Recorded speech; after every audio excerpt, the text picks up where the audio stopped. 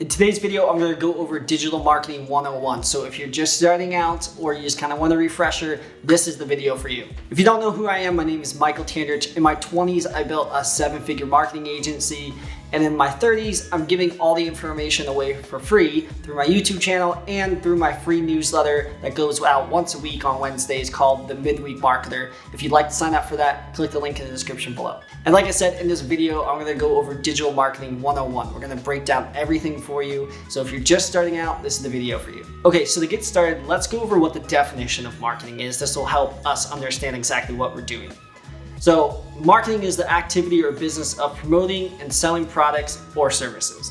So pretty straightforward, but I want to give you that definition because there's a lot of different things like branding and advertising and copywriting and all this stuff. And some of it falls underneath marketing and some of it doesn't. So that's the definition of marketing. Okay, so the first main thing is what exactly are you marketing?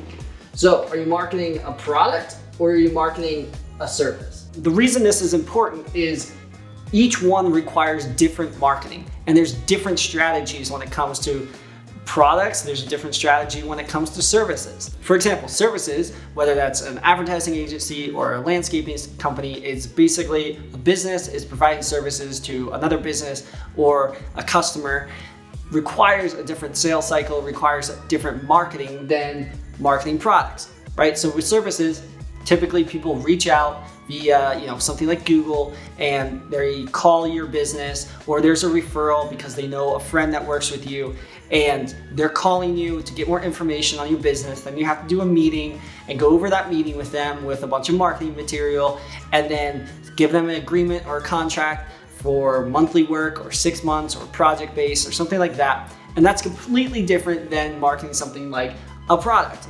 A product is something where it's like, you have this pen and you're selling it on an online store like Shopify and you're going over what the benefits are. Like, look, this pen's got a blue and a green.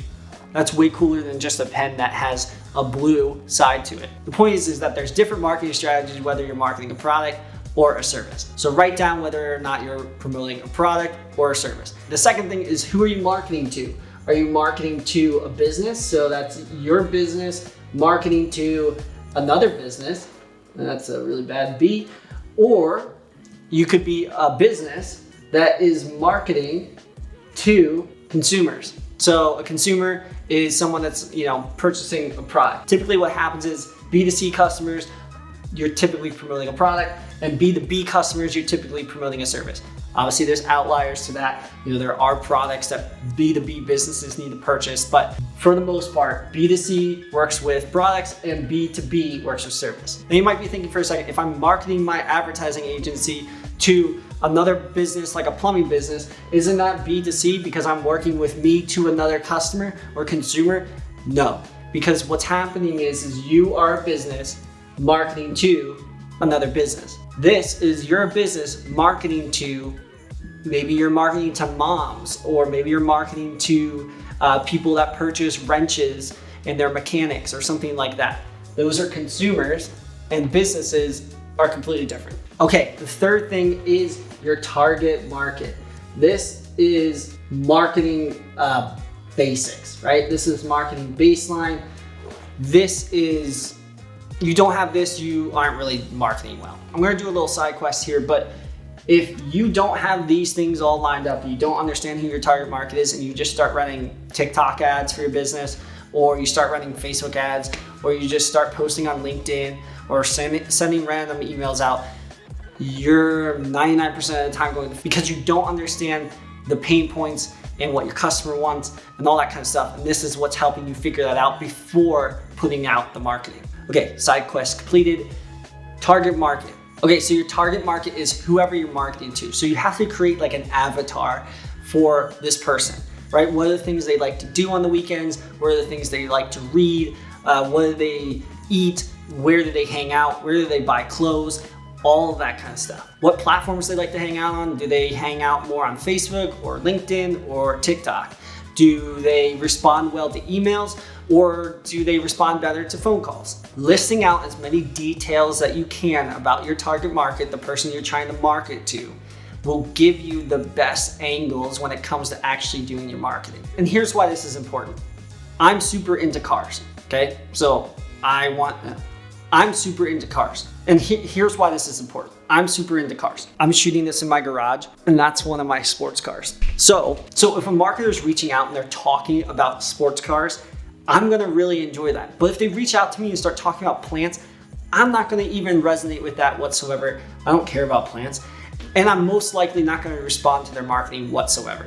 So that's why it's super important to understand who your target market is, what their interests are, what they like, what they're doing, where they're hanging out, what platforms they are on, and that will give you the biggest edge when it comes to your marketing. All right, the fourth thing when it comes to digital marketing is the customer journey. So now we've figured out whether we're marketing a product or service, whether it's a B2B or B2C, who our target market is, what is that target market doing to find my product or service. And like I said, that is called customer journey. So let me give you an example. This is Sarah. Sarah is hanging out at her house. Her toilet starts to overflow. Oh crap, my toilet, it's overflowing. Okay, her toilet's overflowing. What is she going to do in this scenario?